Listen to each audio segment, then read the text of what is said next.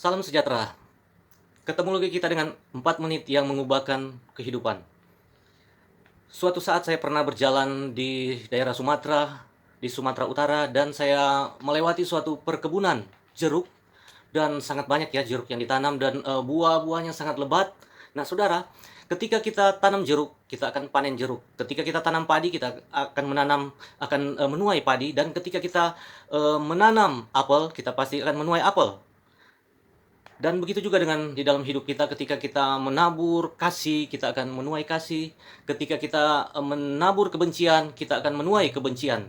Nah, saudara, langsung firman Tuhan di dalam Matius 7, saya bacakan ayat 21.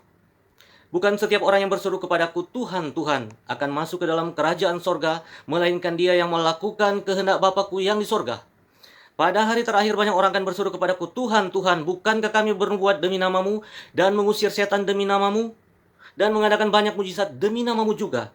Pada waktu itulah aku akan berterus terang kepada mereka dan berkata, aku tidak pernah mengenal kamu, nyalah daripadaku, kamu sekalian pembuat kejahatan.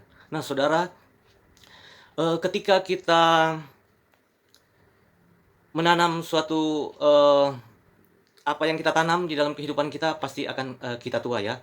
Di dalam barusan yang kita baca adalah suatu khotbah daripada Tuhan Yesus ketika dia hidup di muka bumi ini, dan merupakan suatu khotbah yang sangat populer, yaitu khotbah di bukit.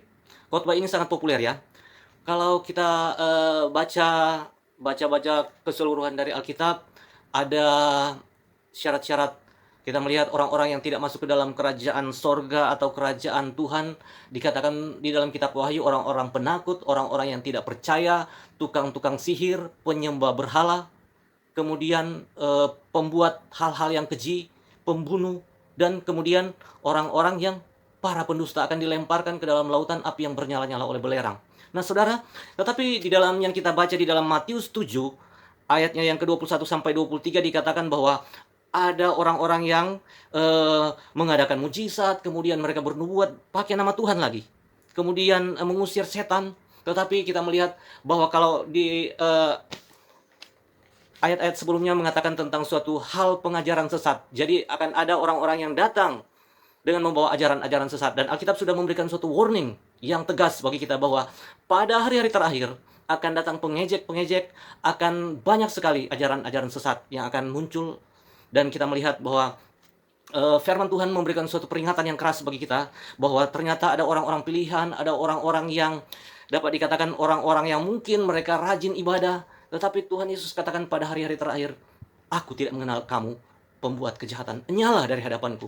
Kita melihat bahwa ada orang-orang yang tidak mendapat bagian di dalam kerajaan sorga. Nah, saudara yang dikasih oleh Tuhan, dikatakan bahwa ayat sebelumnya bahwa orang-orang yang akan masuk di dalam kerajaan sorga adalah mereka yang melakukan kehendak Bapa di sorga. Kehendak Bapa di sorga adalah apa? Yaitu ketika kita hidup di dalam kasih, ketika kita hidup di dalam kemurnian, ketika kita hidup selalu mengucap syukur, ketika kita hidup di dalam kekudusan. Di hari-hari ini, yang namanya kekudusan itu sudah sangat, orang-orang sudah banyak yang dikaburkan. Dosa sudah dikaburkan, dosa hal-hal yang keji sudah dikatakan penyimpangan, sekedar penyimpangan, tidak. Dosa di hadapan Tuhan tetap merupakan dosa dan merupakan kekejian. Tetapi di hari-hari akhir ini kalau kita melihat kemasan yang di pakaian luarnya sudah mengaburkan apa yang tidak kudus, yang tidak suci, yang tidak murni. Nah, saudara, firman Tuhan mengingatkan kepada kita dan memberi peringatan yang keras bagi kita bahwa ada orang-orang yang pilihan pun, dan mereka yang membawa ajaran-ajaran sesat, dikatakan Tuhan Yesus katakan, nyala dari hadapanku, hai kamu pembuat kejahatan.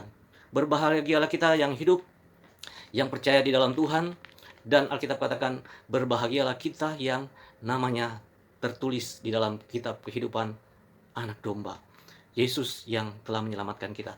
Sampai ketemu lagi saudara. Tuhan memberkati.